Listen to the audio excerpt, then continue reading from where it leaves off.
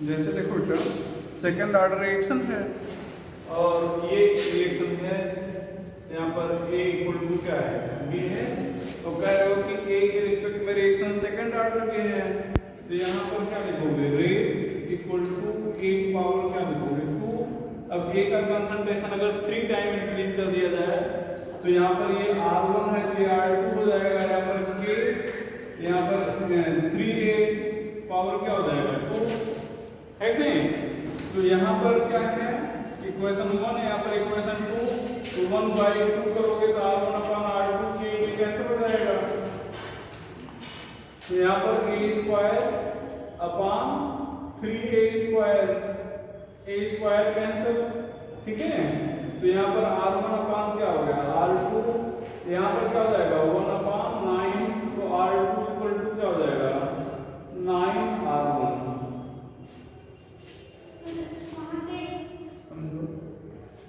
R2 equal to क्या हो जाएगा 9R1, मतलब जो रेट 2 हो जाएगा वो पहले रेट का कितना हो जाएगा 9 टाइम। अच्छा अब ये ध्यान दो, आप कह रहे हो कि ये तो रिएक्टेंट A और पूछ B के रहा है, तो रिएक्शन जो है 9 टाइम हो जाएगा, मतलब R2 9 टाइम हो जाएगा, है ना। तो इसका मतलब जो A है इसका रेट 9 गुना तेजी से घटने लगेगा, और एक अगर घटेगा तो एक बढ़ेगा, तो इसका मतलब इसका 9 गुना तेजी से बढ़ने लगेगा, ठीक है। तो ये सेकंड ऑर्डर का इसलिए A का स्क्वायर लगा हुआ है। हाँ पावर सेकंड है इसलिए पावर अगर फर्स्ट ऑर्डर कहते हैं तो बस एक कर देते हैं, ठीक है, तब 3 टाइम हो जाता है, ठीक है। चलो मिटा दे इसको।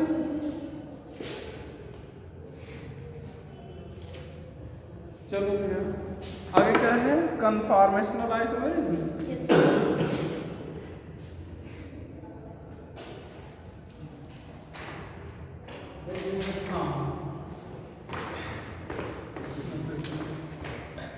कन्फॉर्मेशनल आइसोमेरिज्म तो यहाँ पर क्या लिखोगे infinite number of momentary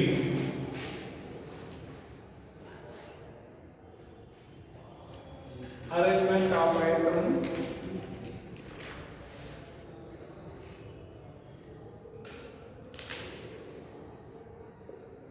arises due to free rotation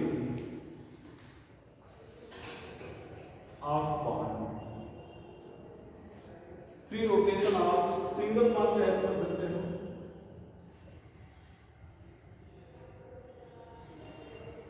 book में लिखा होगा free rotation of carbon carbon single bond, book में क्या लिखा होगा free rotation of carbon carbon single bond, समझ भैया। लेकिन हमने कार्बन कार्बन नहीं कहा, कार्बन कार्बन कहते हैं इसका मतलब हम लोग केवल कार्बन में देख रहे हैं, इसका मतलब हम लोग केवल कहाँ देख रहे हैं कार्बन में, जबकि लोग कार्बन में ही नहीं देख रहे हैं और ये देख रहे हैं सभी, ठीक है।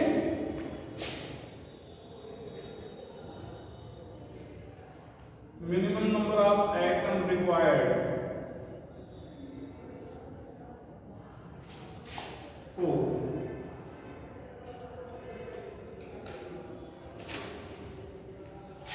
ऐसे ऐसे ध्यान दो, ये कार्बन है 1 2 3 ऐसे,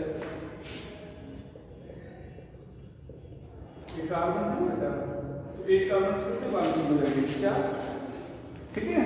तो ये 2 कार्बन के बीच का सिंगल बॉन्ड है, देखो पहले समझ लो, ये 2 कार्बन के बीच का सिंगल बॉन्ड है और एक कार्बन से कितने H जुड़े हुए 3, तो ध्यान दो ये कार्बन हो गया 1H 2H ये 3H 1 2 3H 1H 2H 3H, दोनों के बीच दोनों ये इसको कार्बन मानो, दोनों के कार्बन के बीच में सिंगल बॉन्ड है। अब ऐसे ही फ्रीली बहुत तेजी से एक दूसरे में कन्वर्ट होता रहेगा ऐसे, ठीक है। क्वेश्चन हमारा ये है कि कहां पर कन्फॉर्मेशन आइसोमेरिक नहीं पाई जाएगी। अरे सुनो तो,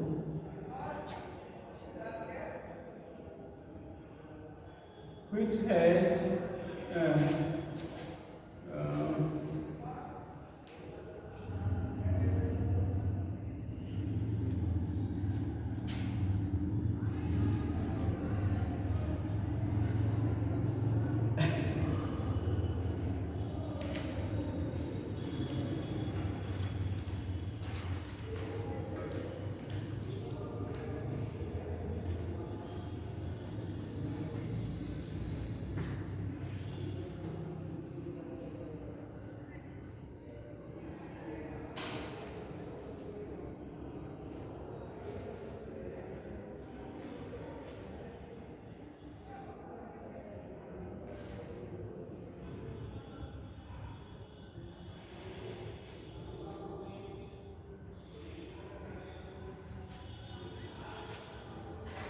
बी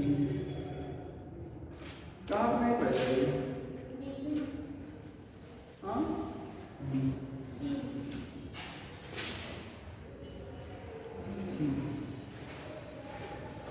यहाँ पर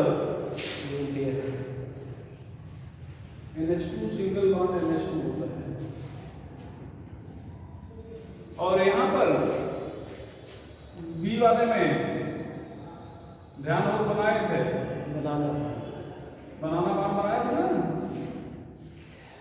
भैया, ये ध्यान दो, यहाँ पर एक तरह से डबल बॉन्ड है, एक तरह से क्या मानेंगे डबल बॉन्ड। होना क्या चाहिए था, क्या होना चाहिए था, सिंगल बॉन्ड है क्या, डबल बॉन्ड, ठीक है।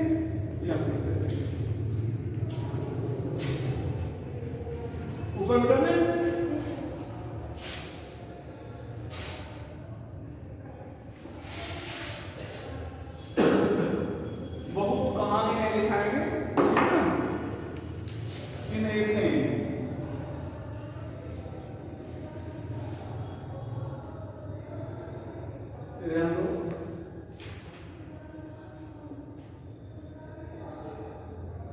भैया एथेन H1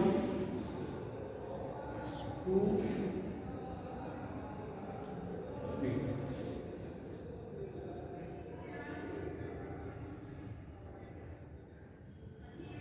ऐसा को ना लिखें केवल H1 लिखें।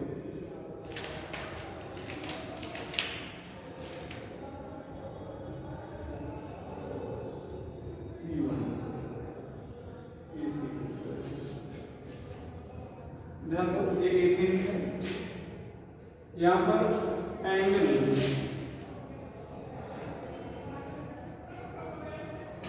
Between H1 C1 C2 and H2 C2 C1 ये डाइहेड्रल एंगल होगा।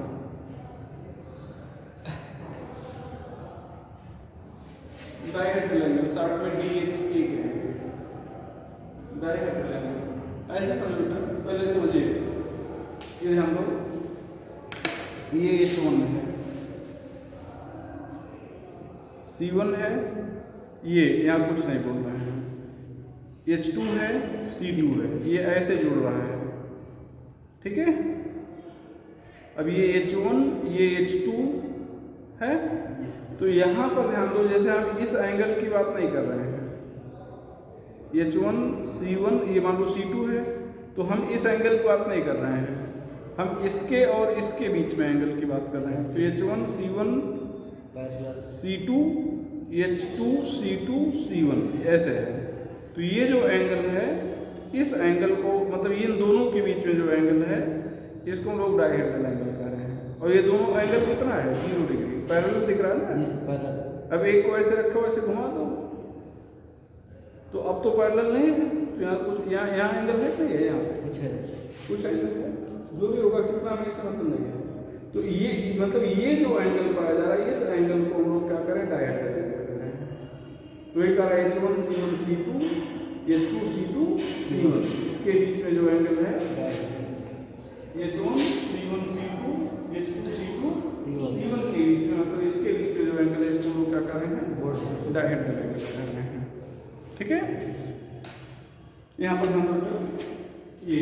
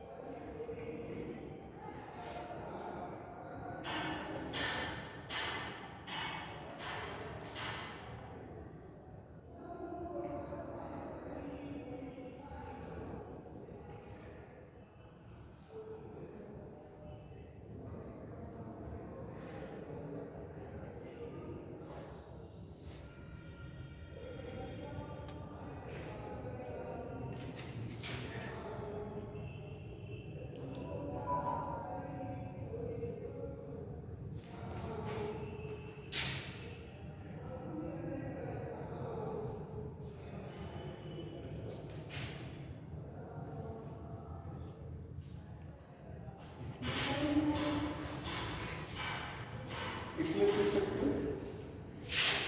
इस डायग्राम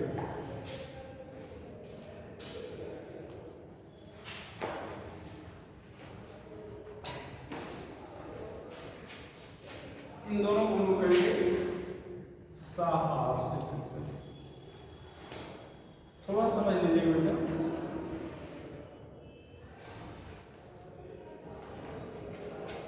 समझिए, ध्यान दो। एथेन, ये एथेन बना है, ध्यान दीजिएगा, ये एथेन बना है और एथेन को ऐसे दिखा रहा है। देखो ये जैसे H1 H2, ये बोर्ड पे डायग्राम बहुत अच्छा नहीं बना है, बस आपको समझना है कि हम क्या समझाना चाह रहे हैं। ठीक है, हम जो समझाना चाह रहे हैं वो आप समझने की कोशिश करिएगा। अगर आप समझ लो कि एक एग्जैक्ट डायग्राम बना है, बहुत अच्छा डायग्राम बना है, समझा रहे हैं ना। देखो ये एथेन में 2 कार्बन होगा, कार्बन नंबर 1 जिसका H1 हो गया, H2 हो गया, H3 हो गया। कार्बन नंबर 2 H1 बोले थे इसको, H1 H2 H3, H1 H2 H3, carbon 1 carbon 2, ऐसे H1 है H2 है। अब H1 और H2 के बीच में एंगल कितना दिख रहा है? 0। दोनों एक ही साइड में ना, पैरेलल है, भले आगे पीछे हैं। अब ऐसे दिखेगा तो पैरेलल दिखेगा, वो भी ऐसा है तो ऐसे ही, तो पैरेलल दिख रहा है ना। तो ये जो स्ट्रक्चर है इसको हम लोग कहेंगे इक्लिप्स स्ट्रक्चर। देखो इसको क्या कहेंगे, ये सारे फिंगर एक पैरेलल है, ये इसके पैरेलल है, ये इसके पैरेलल है, ये इसके पैरेलल है, तो सारे पैरेलल हैं कि नहीं? तो इस स्ट्रक्चर को हम लोग कहेंगे इक्लिप्स स्ट्रक्चर। क्या कहेंगे? और किसी एक को फिक्स रखो, चाहे ऊपर वाले को चाहे नीचे वाले को। नीचे वाला हम वैसे रख रहे हैं, ऊपर वाले को थोड़ा सा घुमा दे रहे हैं, 60 डिग्री से घुमाएंगे। कितने से? 60 डिग्री से। ऐसे देखो, ये नीचे वाला था, ये ऊपर वाला, इस फिंगर, दोनों फिंगर के बीच में एंगल जो दिख रहा है 60 डिग्री हो गया। तो ये स्ट्रक्चर जो है इक्लिप्स है और ये जो है स्टैगर्ड है। वही काम किया गया। देखो ये पैरेलल दिखाया गया है, दिखाया गया ये, तो ये इक्लिप्स कर रहे हैं। नीचे वाले को ऐसे ही फिक्स रखे, ऊपर वाले को थोड़ा सा ऐसे घुमा दिए, उसका हम इधर घुमाए हैं, उसका नीचे घुमाया हो। तो अब इसके और इसके बीच में देखो कुछ एंगल दिख रहा है नहीं? यहाँ जो पैरेलल दिखाने की कोशिश किए थे, यहाँ पर पैरेलल नहीं, यहाँ पर जो पैरेलल दिखाने की कोशिश की गई थी, यहाँ पर पैरेलल नहीं, थोड़ा सा इसका मुंडे उठ गया है, मतलब एंगल आ गया है कुछ। तो इसको हम लोग क्या कहेंगे? स्टैगर्ड। तो जब स्ट्रक्चर ऐसे देखें, ध्यान रखिएगा, जब ऐसे दिखाया जा रहा है तो ये साहार से स्ट्रक्चर है, और इसी को ऐसे दिखा रहे हैं तो ये न्यूमैन स्ट्रक्चर है। सहार्स में देखो ये भी एच दिख रहा है, ये भी दिख रहा है, दिख रहे हैं दोनों ना। न्यूमैन में आगे वाला दिखे तो पीछे वाला नहीं दिखेगा, ये पीछे वाला दिख रहा है, अब दिख रहा है। क्यों? एंगल आ गया। क्यों? एंगल आ गया। तो ये ध्यान दीजिए बेटा, यहाँ बताते हैं लैंग्वेज हम लिखाएंगे नहीं, बस समझा देंगे। फिर हम अब दो कार्बन हो गए ना, तो ये जो सामने, ये सामने वाला कार्बन है और इसके पीछे वाला कार्बन तो नहीं दिखेगा ऐसे, पीछे वाला कार्बन दिख रहा है ना, ठीक है। तो जब कार्बन नहीं दिखेगा तो उससे जुड़ा हाइड्रोजन भी नहीं दिखेगा। लेकिन यहाँ पर हल्का सा ऐसे करके दिखाना, देखो ऐसे डॉटेड लाइन से है ना, ये ऐसे बीच में एकदम ऐसे थोड़ा दिखाना जरूरी है, दिखेगा नहीं।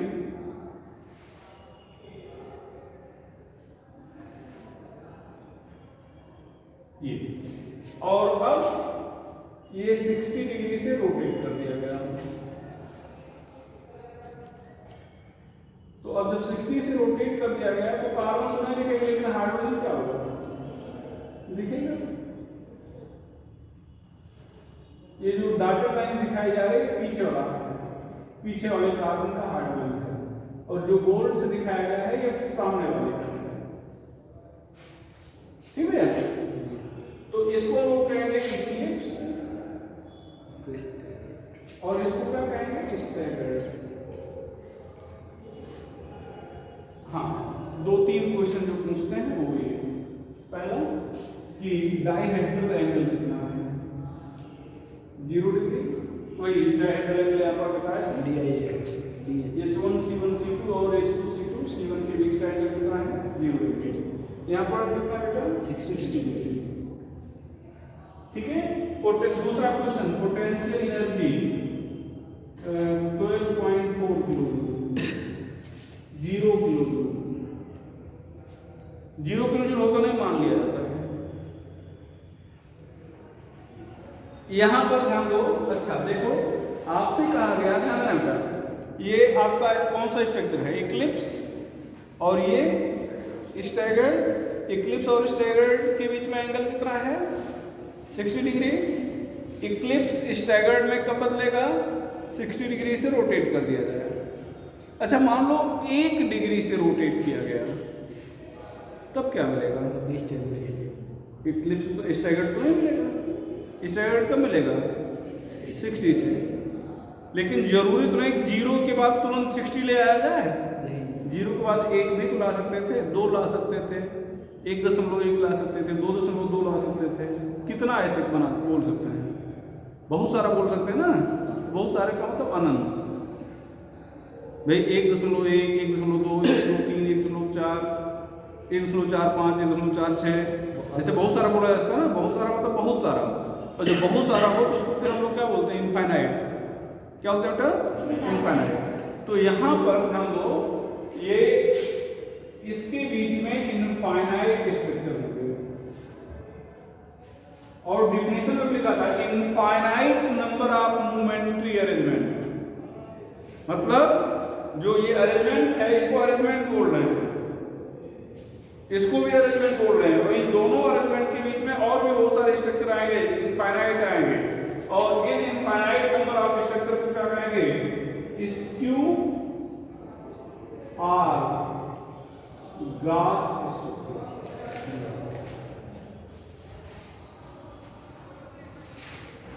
स्क्यू आर गाज स्ट्रक्चर।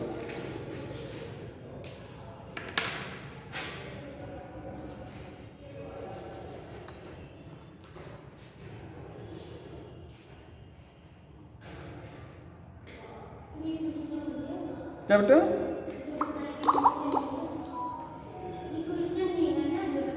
क्वेश्चन कुछ भी पूछ सकते हैं, एक क्वेश्चन पूछ सकते हैं कि which one of the following is eclipse and staggered, ये इक्लिप्स स्टैगर्ड पूछ रहे कि कौन इक्लिप्स है कौन स्टैगर्ड। इक्लिप्स स्टैगर्ड के बीच में कितने स्ट्रक्चर पाए जाएंगे, इनफाइनाइट, उनको क्या कहेंगे, स्क्यू या गाज स्ट्रक्चर कहेंगे। सबसे स्टेबल स्ट्रक्चर कौन होगा, स्टैगर्ड। स्टैगर्ड कब मिलेगा, जब 60 डिग्री से रोटेट किया जाए। तो सब क्वेश्चन है, जितने वर्ड लिखे हो सब क्वेश्चन है। डायहेड्रल एंगल कितना होगा इक्लिप्स में, 0। डायहेड्रल एंगल कितना होगा स्टैगर्ड में, 60 डिग्री। तब नहीं 60 डिग्री से ऊपर करोगे, ये सबसे स्टेबल स्ट्रक्चर है। क्यों, क्योंकि यहाँ इसके बीच में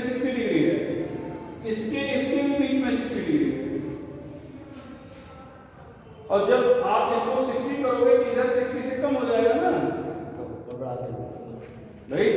ऐसे मान लो ये है एग्जैक्ट बीच में है, इसको थोड़ा बढ़ाएंगे नजदीक में आ गया तो नजदीक आ गया 3% इधर बढ़ गया, स्टेबिलिटी कम हो गई। ठीक है, ये चीज है। तो लिखिएगा, मिटा दें बोले Yes, sir. ये डायहेड्रल एंगल है, देखो बेटा, there are infinite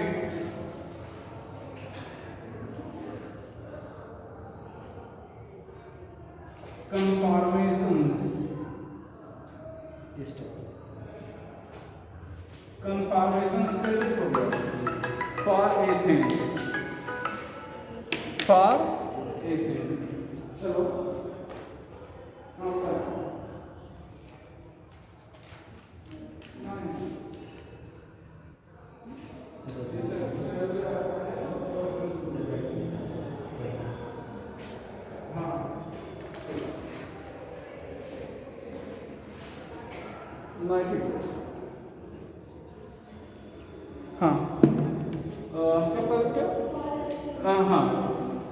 infinite number of confirmation for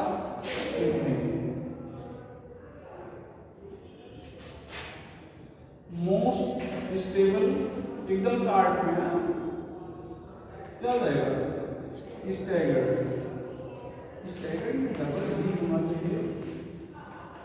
double जी कर लेना, most unstable Eclipse,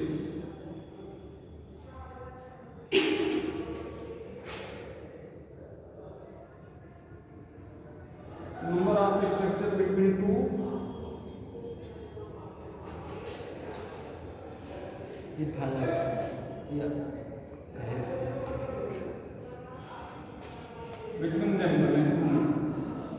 between them infinite that are skew और गाज or large. Dihedral angle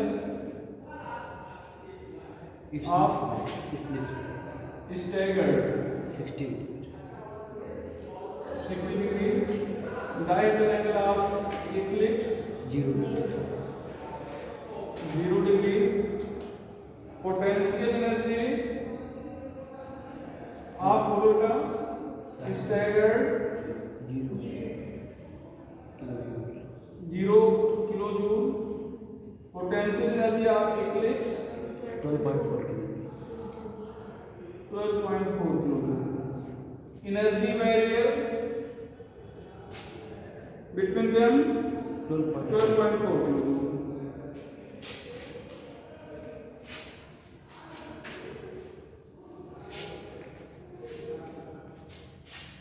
भैया एनर्जी बैरियर कितना बनेगा भैया,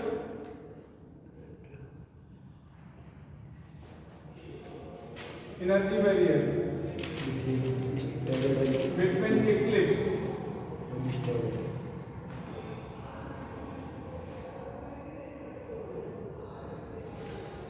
एंड स्टैगर्ड कितना बेटा 12.4 negative 12.4।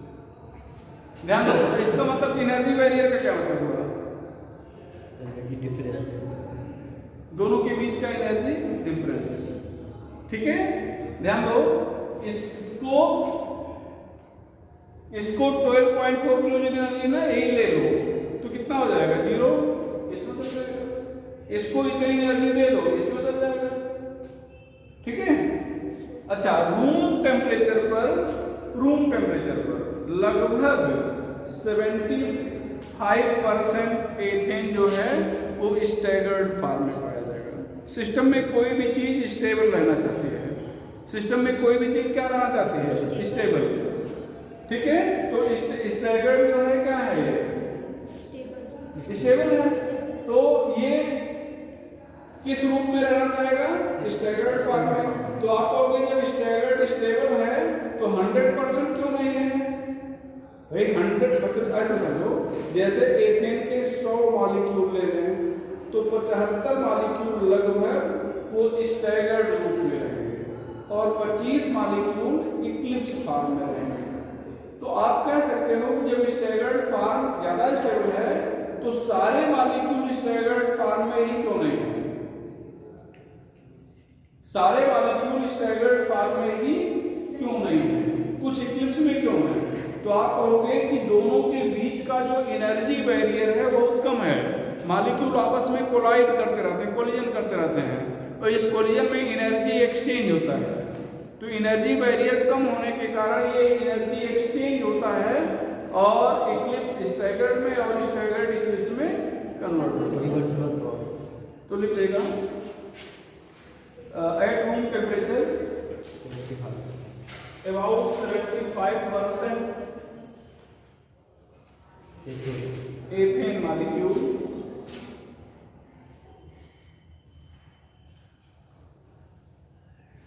exist in Bolota in staggered form. staggered form as energy barrier is very less.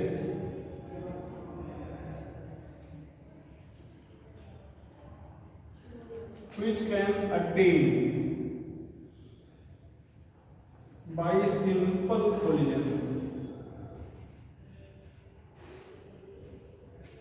Energy barrier is very less, which can attain by simple collision. Which can attain by simple collision. तो energy barrier दोनों के बीच का बहुत कम होता है और जो simple collision से प्राप्त हो सकता है, बहुत कम है जो सिंपल कोलिजन से प्राप्त हो सकता है। ठीक है, इधर एक काम करो, इधर ध्यान दो, एथेन के बारे में बात हो गई, इधर ध्यान दो, ये एथेन ही है। देख लो, एक H को CH3 कर देते हैं, अब क्या हो गया? प्रोपेन। एक कार्बन, दो कार्बन, तीन कार्बन, प्रोपेन हो गया। तो ये C1 C2 कह रहे हैं, उनका बोल रहे हैं, इसको C1 इसको C2 कह रहे हैं, कोई फर्क नहीं पड़ेगा।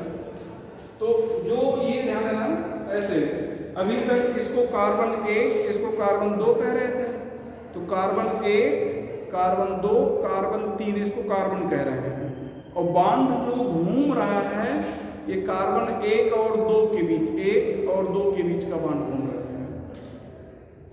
है कि नहीं? और ये कार्बन 3 है जो अब क्या करेगा? हाइड्रोजन की तरह घूमेगा। तो ये मान लो इसको कार्बन कहते हैं।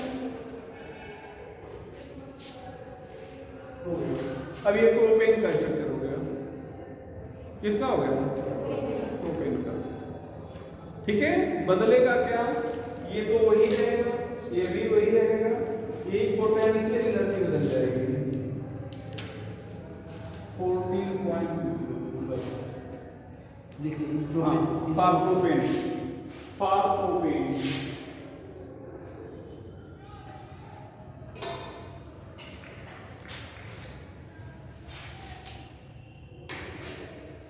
इसको क्या करेंगे? तो बाकी कहानी तो प्रोपेन में भी समझ चुके होंगे, क्या हमें पढ़ना है, क्या लिखना है।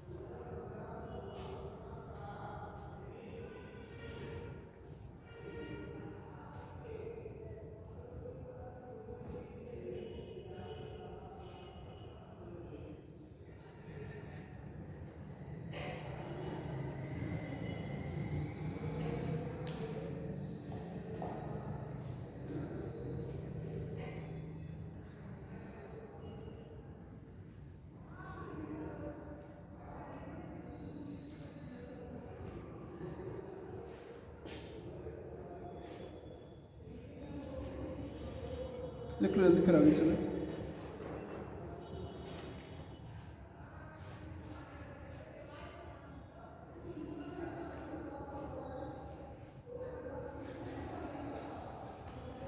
ये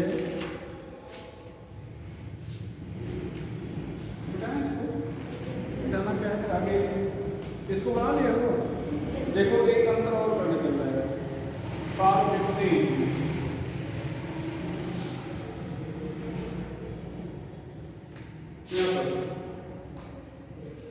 भैया देखना इधर एक ये बोलना ये सी देखो, अभी ये दो कार्बन शुरुआत से चल रहे हैं, यहाँ पर एक कार्बन और कर दिए।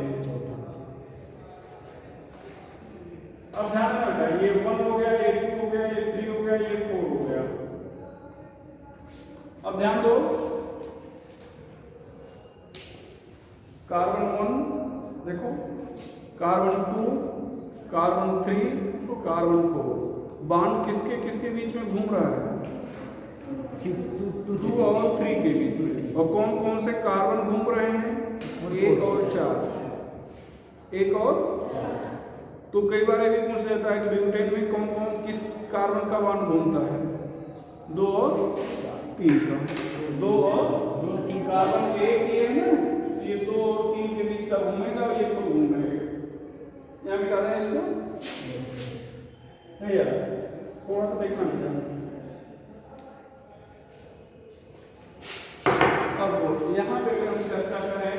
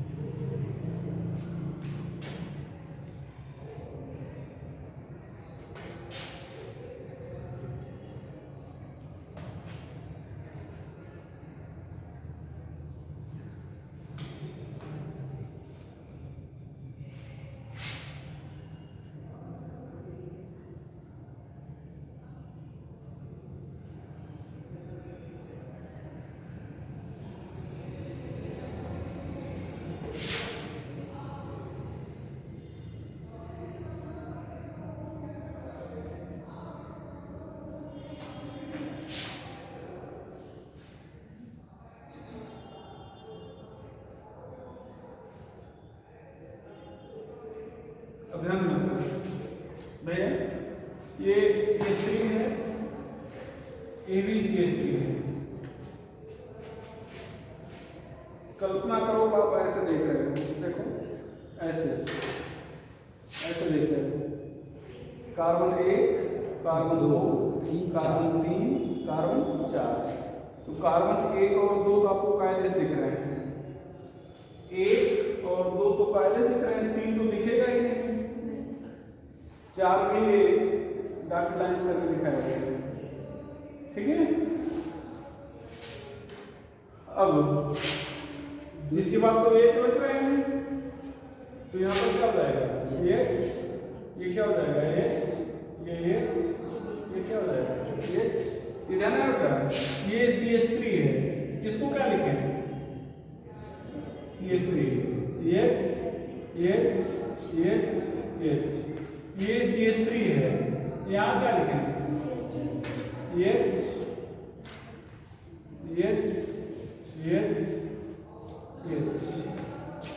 CH3 है, ये क्या हो जाएगा? CH3, ध्यान रखना, कई क्वेश्चन यहाँ बनेंगे 60 डिग्री, 60 डिग्री। सर तीसरे में डॉटेड लाइन, हाँ तीसरे में डॉटेड लाइन इधर रहेगा कि इधर? जैसे पहले में डॉटेड लाइन उसके थोड़ा सा बगल में, थोड़े से बगल में इस साइड दिखाएगा, इसमें इस साइड दिखाएगा डॉट बोल्ड के। कौन सा? ये यहाँ पे इधर दिख रहा है ना? जी सर। तो फिर इधर दिखेगा, इसमें अपोजिट साइड है। अरे यार कहीं दिखा दो, एक जगह दिखना चाहिए बस।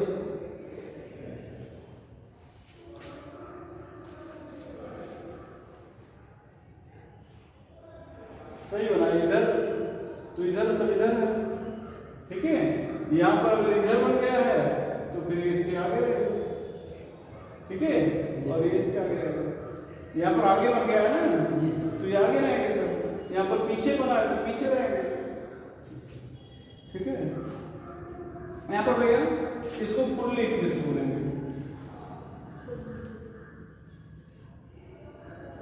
इसको स्क्यू आगाज, इसको पार्शियल इक्लिप्स,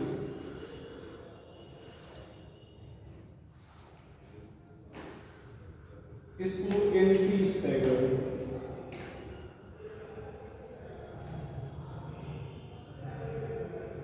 एंटी स्टैगर बोलेंगे। ध्यान में समझिएगा, पहले इसको पहले देखिए फिर लिखिए। इधर देखो, फुल्ली इक्लिप्स को 120 डिग्री क्लॉकवाइज रोटेट किया गया। कौन सा स्ट्रक्चर मिलेगा? 60 रोटेट करने पर इसको, फिर 60 रोटेट करने पर पार्शियल इक्लिप्स, 120 हो गया। तो फुल्ली इक्लिप्स को 120 डिग्री क्लॉकवाइज रोटेट करने पर कौन सा स्ट्रक्चर मिलेगा? Partial Eclipse. क्या मिलेगा? Partial Eclipse. स्क्यू को 120 डिग्री क्लॉकवाइज रोटेट करने पर क्या मिलेगा? Anti stagger. पार्शियली इक्लिप्स को 120 डिग्री क्लॉकवाइज रोटेट करने पर क्या मिलेगा?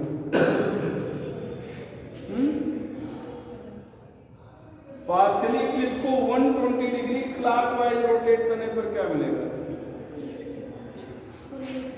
पार्शियली इक्लिप्स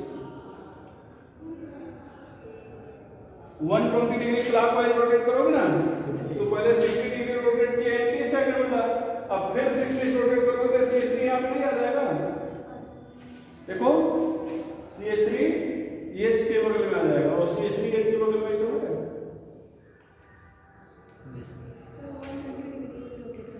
120, हाँ, तो 60 60 120 हुआ ना, तो 60 रोटेट किए तो ये मिल गया। अब फिर इसको 60 रोटेट करो तो कहाँ जाएगा? ये CH3 कहाँ आएगा? H के पास आएगा ना। फुल्ली इक्लिप्स मतलब CH3 पास में आ जाता है,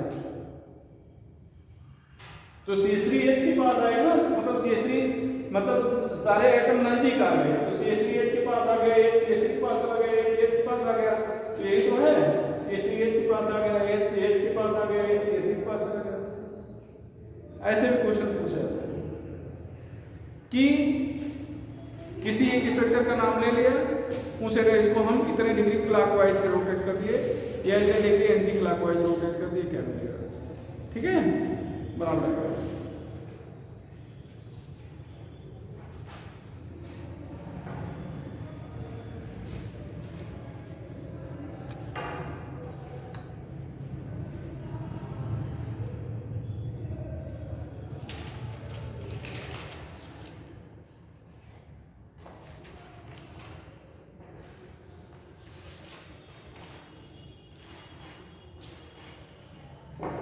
यहाँ पर भैया ये पोटेंशियल एनर्जी 18.4 किलो, यहाँ पर 0 किलो। ज्यादा यही दो पूछ सकते हैं, ज्यादा से ज्यादा यही दो पूछ सकते हैं, बीच वाले बने, या एनर्जी बैरियर करके पूछ लेंगे। तो एनर्जी बैरियर सबसे स्टेबल और सबसे अनस्टेबल। स्टेबिलिटी आगे रहता है, बोलो क्या? एंटी स्टैगर, फिर स्क्यू, फिर उल्टा पार्शियली इक्लिप्स, फिर फुल्ली इक्लिप्स। शॉर्ट फॉर्म लिखना समझ जाओगे? Yes sir.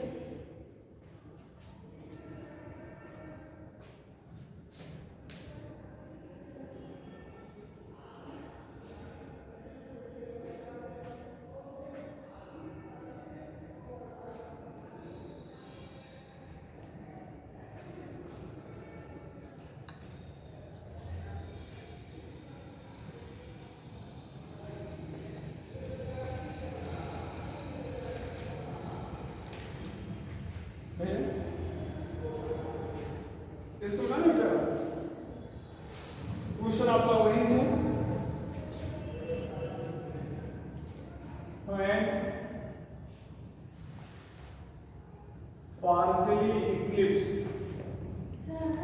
सेकंड वाला कौन होता है? ये सेकंड SQR का All partial eclipse. हमें partially eclipse form of butane is rotated clockwise by 120 degrees. The structure of it is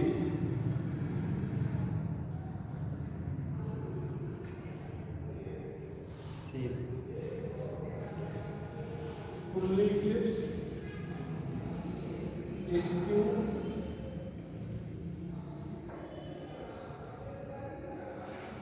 partially eclipsed, anti-staggered. See.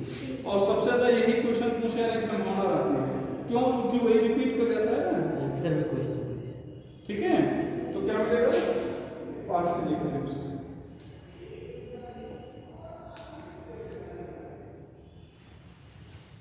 When partially eclipse form of butane of the molecule, butane is rotated clockwise by 120 degree. The structure of it is, ठीक है। अच्छा, anti clockwise कर दिया तो इसी को anti clockwise घुमा दो तो ये यहाँ था में पहुंच जाएगा। ठीक है ना? तो ध्यान रखिएगा। अब इसको मिटा दें क्या? एंटी क्लॉकवाइज भी क्वेश्चन लिखेंगे। लिख लो anti clockwise.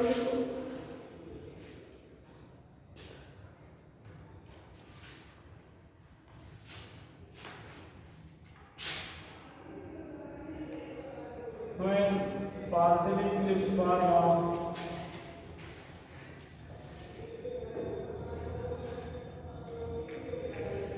butane is rotated by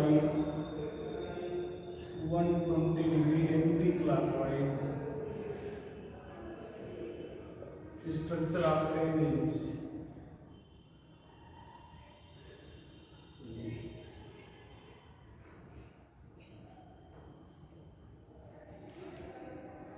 fully eclipsed, partially eclipsed, skew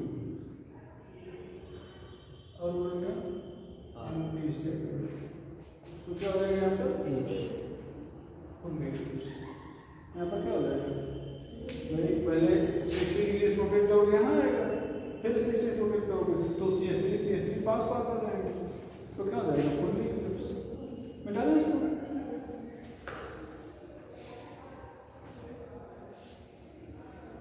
भैया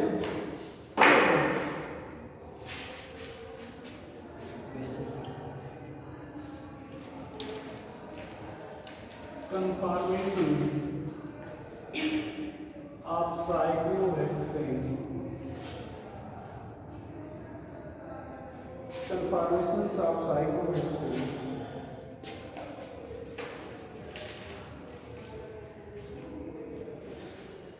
Chair.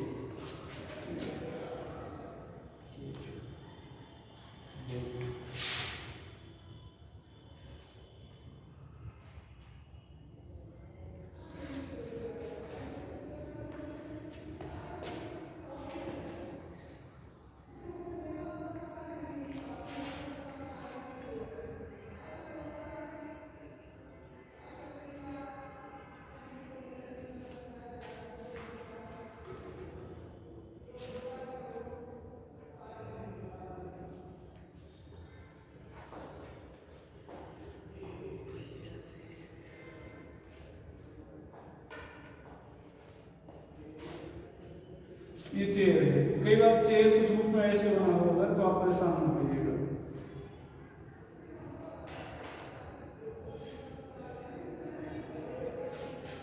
ये दोनों चेयर है,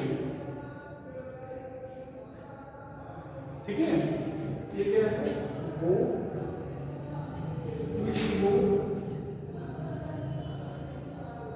हाफ चेयर। यहाँ पर ये एटम 1 2 3 4 5 6 1 2 3 4 5 6 यहाँ पर ये एक चीज ये चीज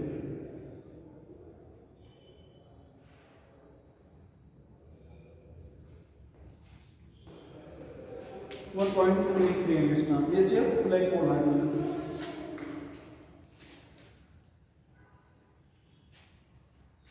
ये चीज फ्लैग बोला है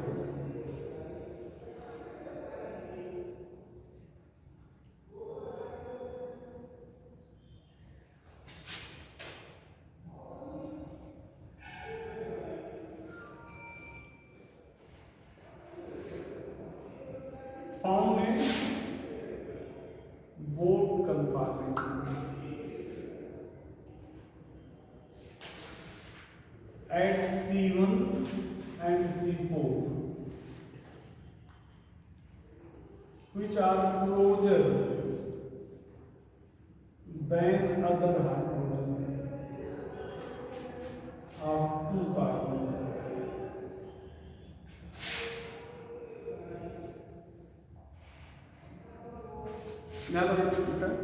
तो ये 2.29 एंगस्ट्रॉम होता है। ध्यान दो किन्हीं दो कार्बन के बीच का जो हाइड्रोजन होगा वो कितना होगा 2.29 एंगस्ट्रॉम, लेकिन यहाँ पर क्या देख रहे हो 1.83 एंगस्ट्रॉम, तो ये क्लोज है।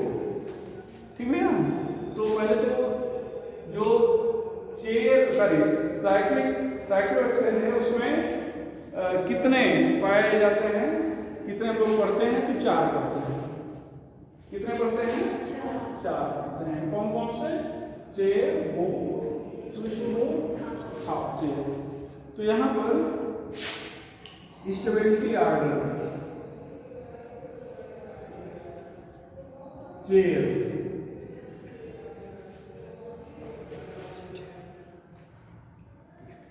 ट्विस्ट बोट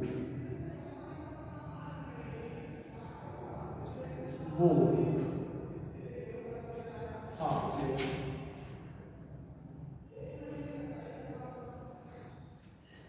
ये 0 potential energy 0 kilo joule 23 kilo joule 29 kilo joule 44.5।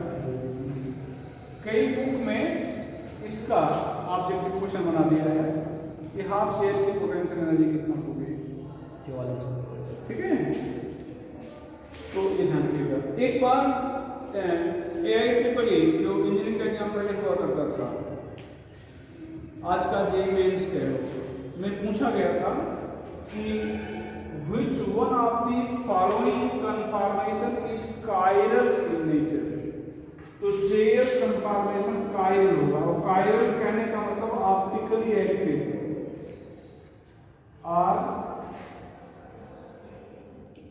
Optically active in nature.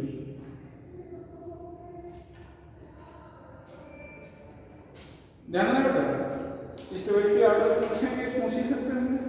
Potential energy हालांकि पूछते रहे हैं, कुछ बुक में बना दिए हैं ऑब्जेक्टिव क्वेश्चन है इसको, तो किसी का बना सकते हैं, ज्यादातर यही दिखता है। ठीक है। ये पूछा गया क्वेश्चन है कि कायरल पूछा गया था, ऑप्टिकली एक्टिव नहीं पूछा गया था। तो जो कायरल होगा वही ऑप्टिकली एक्टिव होगा। डेबिट कर सकते हैं कुछ जो आपकी कॉलम में ऑप्टिकली एक्टिव, तो दिस इज ऑप्टिकली एक्टिव। ठीक है। ऊपर बिठाने क्या इसको चेयर और बोट को कंपेयर करते हैं। Out of chair and boat conformation.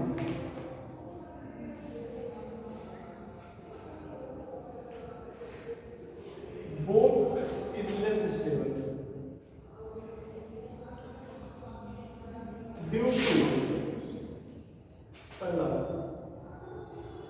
eclipsing interaction।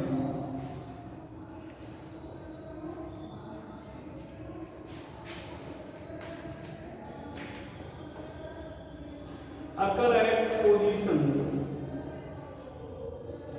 2, 3, 5। ध्यान देना तो इधर ये कार्बन 1 से 6 तक लिख दिया गया है। तो जो चेयर कन्फॉर्मेशन है इसके सारे हाइड्रोजन स्टैगर्ड फॉर्म में माने जाते हैं। किस फॉर्म में माने जाते हैं?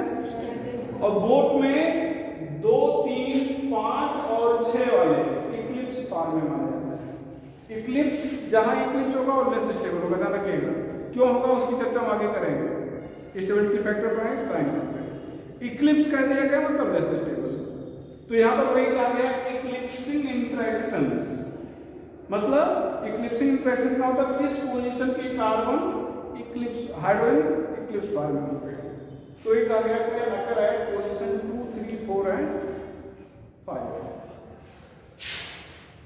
Hydrogen Eclipse form. हाइड्रोजन 2, 3, 5, 6 ना सर? 2, 3 हाँ 5, 6 2, 3, 5 and 6 hydrogen in eclipse form, while in chair all hydrogen are in staggered form. All hydrogen are in staggered form. All hydrogen are in staggered form. ठीक है? तो यहाँ पर Eclipse form होंगे, बाकी सभी क्या होंगे? स्टैगर्ड फॉर्म में होंगे। यहाँ पर ध्यान रखना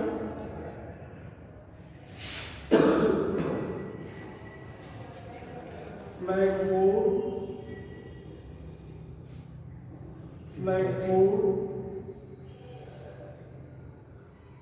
interaction hydrogen of C1 and C4 in both conformation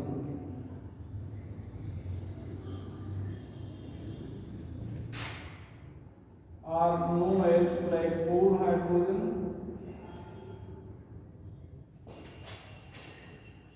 and they are closer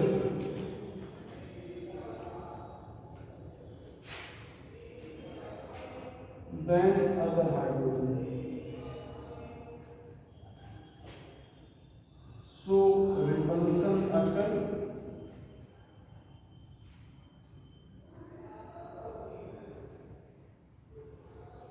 and stability decreases.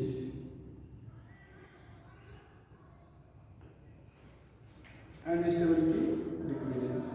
तो जिससे रिपल्सन होगा और स्टेबिलिटी क्या हो जाएगी बेटा? कम हो जाएगी। चलो सर आ गए हैं तो आगे फिर हम कल चर्चा कर लेंगे, है ना भैया। अब ध्यान देना नेक्स्ट लेक्चर पे ये चैप्टर आइसोमेरिक हो गया है। अब थोड़ा सा फैक्टर अफेक्टिंग स्टेबिलिटी पढ़ाना है मुश्किल से 15 मिनट में। तो कल हम लोग मिलेंगे तो इसको कवर करेंगे और एक टॉपिक छोटा सा रिएजेंट पढ़ाएंगे, इलेक्ट्रोफाइल, न्यूक्लियोफिलिसिटी, बेसिसिटी। इतना हम नेक्स्ट लेक्चर पे कवर करने की कोशिश करेंगे। अब इसके बाद आइसोमेरिक के बाद जो होंगे सब एक 2 लेक्चर वाले टॉपिक होंगे।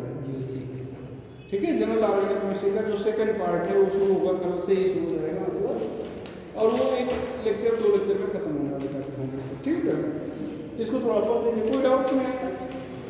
इसको थोड़ा नेक्स्ट लेक्चर को भी थोड़ा और देखेंगे। तो ये ध्यान दो, ये जो C1 C4 वाले हैं इनको हम क्या करते हैं फ्लैग 4, तो बाकी जो हाइड्रोजन होंगे उनके बीच दूरी कितना होगी? 2.29 एंगस्ट्रॉम। तो यहाँ पर कितना है? तो ये क्लोज हो जाएंगे, क्लोज हो जाएंगे, रिपल्सन हो जाएगा, रिपल्सन हो जाएगा, तो स्टेबिलिटी। ठीक है, चलो ठीक है।